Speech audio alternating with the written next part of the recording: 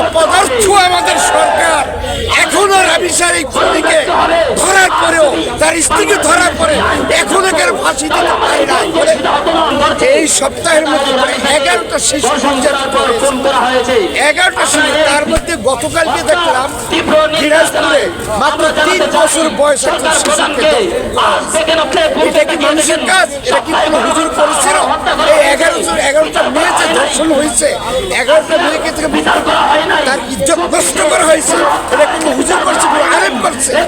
এই যে রাবিশা একটা মেয়ে স্কুলে পড়ে, মাত্র 3য় শ্রেণীর ছাত্র, মাত্র 3য় শ্রেণীর পাশে তার পাশের ফ্ল্যাটেরই এই জানোয়ার সোহেব তার বিবি তাকে ডাক দিয়ে নিল বাসায় নিয়ে তাকে ধর্ষণ করলো বিবির সামনে। ধর্ষণ করে মেয়েটা বলে দিতে পারে, এই জন্য তাকে গলা কেটে হত্যা করা হলো, খুন করা হলো। অপদার্থ আমাদের সরকার এখনো রাবিশার এই খুনিকে ধরার পরেও তার স্ত্রীকে ধরার পরে এখনো কেন ফাঁসি দিতে পারে না। কাকে বলবে কথা? কেন করা হচ্ছে? এখন আমি দেখতেছি বর্তমান সরকারে যারা আছে, যারা সরকারের নামে স্বরাষ্ট্রমন্ত্রীর নামে থাইকা স্বরাষ্ট্রমন্ত্রী সে বলতেছে মধ্যযুগীয় কথা। একটি ধর্ষণ করছে বাচ্চা মেয়ে, তাকে বলতেছে নাকি মধ্যযুগীয় হয়ে যাবে যদি তার বিচার করে।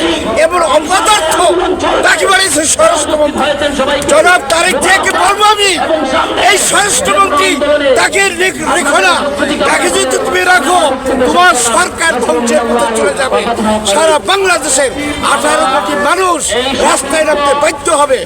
আমি অন্তত এই পর্যন্ত রাবিশাকে নিয়ে 10 হইতে 12টা পোস্ট দিয়েছি। আমি পোস্ট দেওয়ার পরে সারা বাংলাদেশে আগুন জ্বলছে, এর আগে জ্বলে নাই। কিন্তু আমার প্রশ্ন হলো সরকারে কেন কালি কেন পারি যায় না?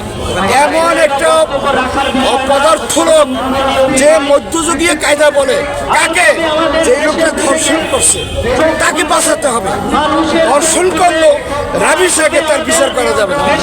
এটা মানবতা না, এটা মানবিক না। মানবতা তোর কাছে শিখতে হবে। কাফের বিমানদের মতো কথা বলো, এটা কোন ধরনের কথা? এই ধরনের কথায় আমার বিশ্বাস না। সুতরাং সাবধান হয়ে যাও।